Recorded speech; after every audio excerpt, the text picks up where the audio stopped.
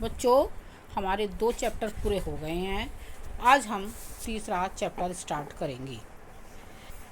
तीसरा चैप्टर है हमारा घर की सफाई। घर की सफाई के अंदर हम सबसे पहले पढ़ेंगे घर सफाई का अर्थ, सफाई के प्रकार, सफाई का महत्व या आवश्यकता, सफाई के लिए आवश्यक साधन तथा उनकी सामग्री, सफाई के आधुनिक उपकरण, घर के विभिन्न भागों की सफाई, विभिन्न घरेलू वस्तुओं की सफाई, घर की सफाई में ध्यान रखने योग्य बातें, घर को मक्खियों मच्छरों से बचाना, कूड़े को कूड़ेदान में फेंकना और कूड़ा करकट नष्ट होने के लिए उपाय, गंदे पानी की निकासी व्यवस्था, गंदे पानी की निकासी की व्यवस्था, मानवीय मल मूत्र का विसर्जन। हम इस चैप्टर में ये सब कुछ पढ़ेंगे।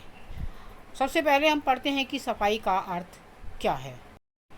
बच्चों, व्यक्ति के शारीरिक एवं मानसिक स्वास्थ्य के लिए घर की सफाई एवं स्वच्छता का होना अनिवार्य है।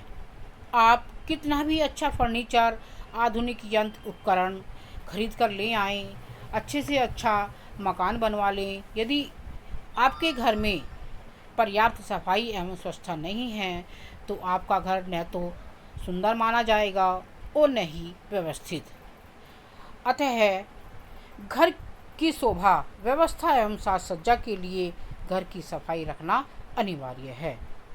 अनेक रोग केवल गंदगी से ही फैलते हैं। घर की सफाई से घर में रहने वाले व्यक्ति चुस्त तथा प्रसन्नचित्त रहते हैं। अतः प्रत्येक गृहिणी को घर की सफाई को विशेष महत्व देना चाहिए। उसे सफाई के नियमों, प्रकारों तथा सफाई के साधनों का समुचित ज्ञान होना चाहिए। हम सबसे पहले पढ़ेंगे सफाई का अर्थ। घर की सफाई से मतलब है घर में गंदगी ना होना। दूसरे शब्दों में, जिस वस्तु को जहाँ नहीं होना चाहिए उसका वहाँ पाया जाना ही गंदगी है। प्रत्येक वस्तु का अपने निश्चित स्थान पर पाया जाना ही सफाई है। व्यवहारिक रूप में घर के कूड़े का कूड़ेदान में होना सफाई का तथा जहाँ तहाँ फैला होना घर की गंदगी का प्रमाण है। बर्तन साफ करने के बाद बचे गंदे पानी का नाली में होकर बह जाना सफाई तथा पानी का रसोई घर में व आंगन में फैले रहना घर की गंदगी का परिचायक है। इसी प्रकार घर के अंदर सोफे व खाने की टेबल पर धूल, अंडे वगैरह के छिलके बिखरे होना या सब्जी वगैरह के छिलके पड़े रहना या कोई भी गंदगी पड़े रहना, गंदे कपड़ों का सोफे या कुर्सी आदि पर पड़े होना तो घर में सफाई का अभाव ही माना जाएगा। यदि घर में मक्खी मच्छर, मकड़ी, काकरोच आदि अधिक हो तो निश्चित रूप से घर में सफाई का अभाव है, यानी कि सफाई की घर में कमी है।